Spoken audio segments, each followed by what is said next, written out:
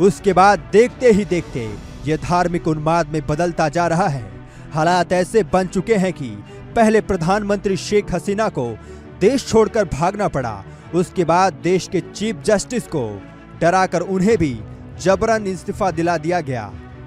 अब निशाने पर हैं तो बांग्लादेश में रहने वाले अल्पसंख्यक हिंदू, जिनको इस बहाने प्रताड़ित किया जा रहा है कि वह शेख हसीना के समर्थक हैं। बहुत से हिंदुओं के मकान, उनके दुकान, यहाँ तक कि मंदिरों को भी फूंक दिया गया है। सरेआम कत्लेआम हो रहा है, लूटपाट मची हुई है। बहुत बड़ी हिंदू आबादी भारत की सीमा पर जमा हो गई है, इस उम्मीद से कि उनकी रक्षा भारत करेगा। लिहाजा इसे अब भारत ने भी गंभीरता से लेना शुरू कर दिया है। केंद्रीय गृह मंत्री अमित शाह के निर्देश पर एक कमेटी का गठन किया गया है। यह कमेटी बांग्लादेश में हिंदुओं समेत अन्य अल्पसंख्यकों पर हो रहे अत्याचार और मौजूदा हालत का जायजा लेगी। इसके साथ ही गृह मंत्री शाह ने बांग्लादेश सरकार के साथ बातचीत करके वहां के अल्पसंख्यकों की सुरक्षा और उनकी संपत्ति का संरक्षण सुनिश्चित कराएंगे। ये 9 साल के अंदर लगभग 560 किलोमीटर बाढ़, जो छोटे छोटे छिद्र घुसपैठ को और स्मगलिंग को बढ़ावा देते थे, उनको चिन्हित कर सारी बाधाओं को पार कर 560 किलोमीटर बाढ़ करी है।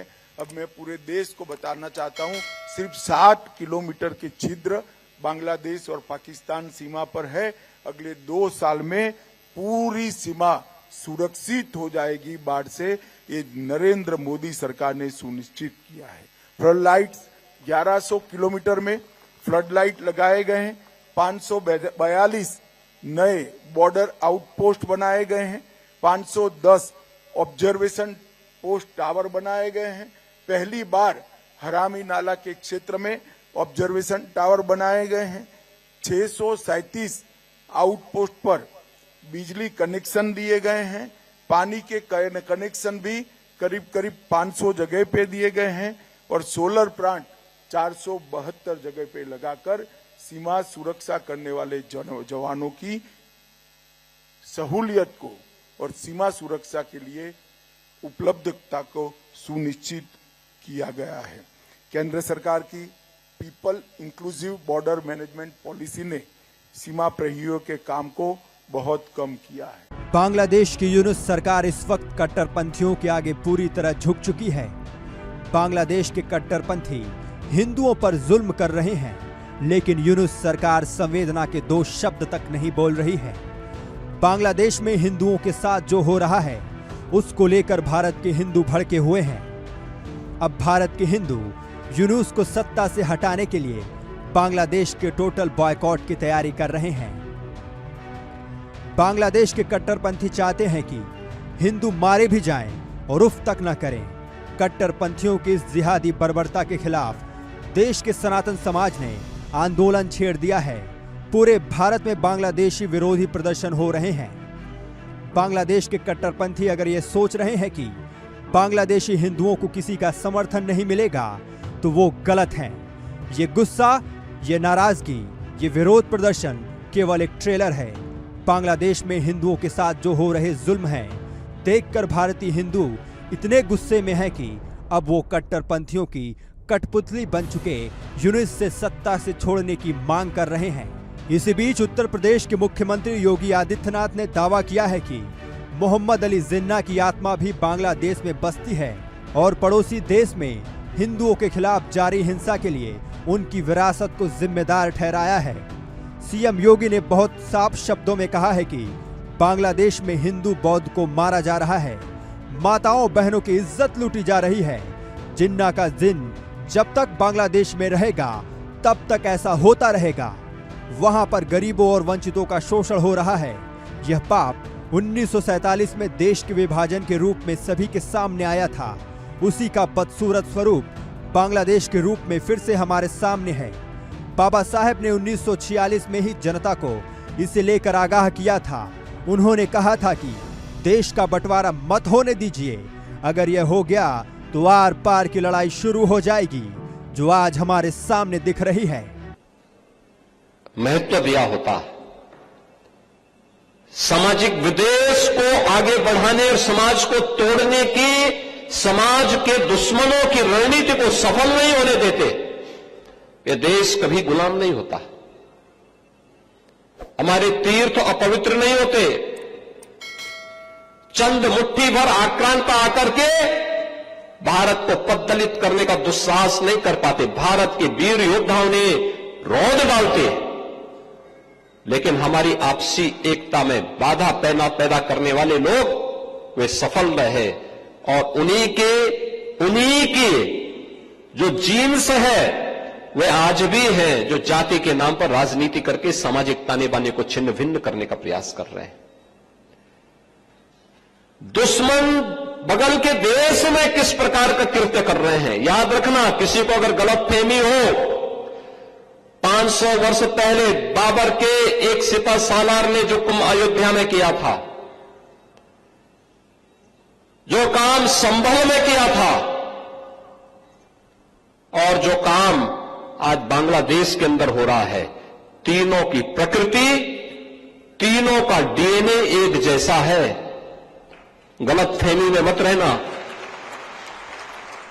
अगर कोई ये मानता है कि वो बांग्लादेश में हो रहा है, तो यहां भी बांटने वाले तत्व उनके लिए बेट बन करके खड़े हो रखे हैं, पहले से खड़े हैं। वे समाज के सामाजिक ताने बाने को छिन्न भिन्न कर रहे हैं, सामाजिक एकता को तोड़ करके, आपको बांट करके फिर काटने का और कटवाने का पूरा इंतजाम भी कर रहे हैं।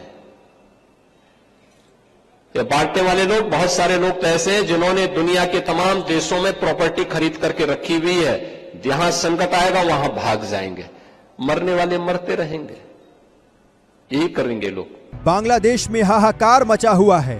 पूरा देश आंदोलन की आग में सुलग रहा है। आरक्षण के नाम पर शुरू हुए इस आंदोलन ने पहले तो राजनीतिक रंग लिया, उसके बाद देखते ही देखते ये धार्मिक उन्माद में बदलता जा रहा है। हालात ऐसे बन चुके हैं कि पहले प्रधानमंत्री शेख हसीना को देश छोड़कर भागना पड़ा, उसके बाद देश के चीफ जस्टिस को डराकर उन्हें भी जबरन इस्तीफा दिला दिया गया। अब निशाने पर हैं तो बांग्लादेश में रहने वाले अल्पसंख्यक हिंदू, जिनको इस बहाने प्रताड़ित किया जा रहा है कि वह शेख हसीना के समर्थक हैं। बहुत से हिंदुओं के मकान, उनके दुकान, यहां तक कि मंदिरों को भी फूंक दिया गया है। सरेआम कत्लेआम हो रहा है, लूटपाट मची हुई है। बहुत बड़ी हिंदू आबादी भारत की सीमा पर जमा हो गई है, इस उम्मीद से कि उनकी रक्षा भारत करेगा। लिहाजा इसे अब भारत ने भी गंभीरता से लेना शुरू कर दिया है। केंद्रीय गृह मंत्री अमित शाह के निर्देश पर एक कमेटी का गठन किया गया है। यह कमेटी बांग्लादेश में हिंदुओं समेत अन्य अल्पसंख्यकों पर हो रहे अत्याचार और मौजूदा हालत का जायजा लेगी। इसके साथ ही गृह मंत्री शाह ने बांग्लादेश सरकार के साथ बातचीत करके वहां के अल्पसंख्यकों की सुरक्षा और उनकी संपत्ति का संरक्षण सुनिश्चित कराएंगे। ये 9 साल के अंदर लगभग 560 किलोमीटर बाढ़, जो छोटे छोटे छिद्र घुसपैठ को और स्मगलिंग को बढ़ावा देते थे, उनको चिन्हित कर सारी बाधाओं को पार कर 560 किलोमीटर बाढ़ करी है। अब मैं पूरे देश को बताना चाहता हूं, सिर्फ 60 किलोमीटर के छिद्र बांग्लादेश और पाकिस्तान सीमा पर है। अगले 2 साल में पूरी सीमा सुरक्षित हो जाएगी बाढ़ से, ये नरेंद्र मोदी सरकार ने सुनिश्चित किया है। फ्लड लाइट्स 1100 किलोमीटर में फ्लड लाइट लगाए गए हैं। 542 नए बॉर्डर आउटपोस्ट बनाए गए हैं। 510 ऑब्जर्वेशन पोस्ट टावर बनाए गए हैं। पहली बार हरामी नाला के क्षेत्र में ऑब्जर्वेशन टावर बनाए गए हैं। 637 आउटपोस्ट पर बिजली कनेक्शन दिए गए हैं। पानी के कनेक्शन भी करीब 500 जगह पे दिए गए हैं और सोलर प्लांट 472 जगह पे लगाकर सीमा सुरक्षा करने वाले जवानों की सहूलियत को और सीमा सुरक्षा के लिए उपलब्धता को सुनिश्चित किया गया है।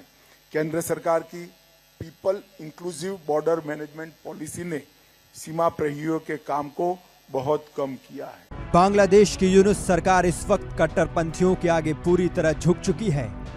बांग्लादेश के कट्टरपंथी हिंदुओं पर जुल्म कर रहे हैं, लेकिन यूनुस सरकार संवेदना के 2 शब्द तक नहीं बोल रही है। बांग्लादेश में हिंदुओं के साथ जो हो रहा है उसको लेकर भारत के हिंदू भड़के हुए हैं। अब भारत के हिंदू यूनुस को सत्ता से हटाने के लिए बांग्लादेश के टोटल बॉयकॉट की तैयारी कर रहे हैं। बांग्लादेश के कट्टरपंथी चाहते हैं कि हिंदू मारे भी जाएं और उफ तक न करें। कट्टरपंथियों की इस जिहादी बर्बरता के खिलाफ देश के सनातन समाज ने आंदोलन छेड़ दिया है। पूरे भारत में बांग्लादेशी विरोधी प्रदर्शन हो रहे हैं। बांग्लादेश के कट्टरपंथी अगर ये सोच रहे हैं कि बांग्लादेशी हिंदुओं को किसी का समर्थन नहीं मिलेगा तो वो गलत हैं। ये गुस्सा, ये नाराजगी, ये विरोध प्रदर्शन केवल एक ट्रेलर है। बांग्लादेश में हिंदुओं के साथ जो हो रहे जुल्म हैं देखकर भारतीय हिंदू इतने गुस्से में हैं कि अब वो कट्टरपंथियों की कठपुतली बन चुके यूनुस से सत्ता से छोड़ने की मांग कर रहे हैं। इसी बीच उत्तर प्रदेश के मुख्यमंत्री योगी आदित्यनाथ ने दावा किया है कि मोहम्मद अली जिन्ना की आत्मा भी बांग्लादेश में बसती है और पड़ोसी देश में हिंदुओं के खिलाफ जारी हिंसा के लिए उनकी विरासत को जिम्मेदार ठहराया है। सीएम योगी ने बहुत साफ शब्दों में कहा है कि बांग्लादेश में हिंदू बौद्ध को मारा जा रहा है, माताओं बहनों की इज्जत लूटी जा रही है। जिन्ना का जिन जब तक बांग्लादेश में रहेगा तब तक ऐसा होता रहेगा। वहां पर गरीबों और वंचितों का शोषण हो रहा है। यह पाप 1947 में देश के विभाजन के रूप में सभी के सामने आया था। उसी का बदसूरत स्वरूप बांग्लादेश के रूप में फिर से हमारे सामने है। बाबा साहेब ने 1946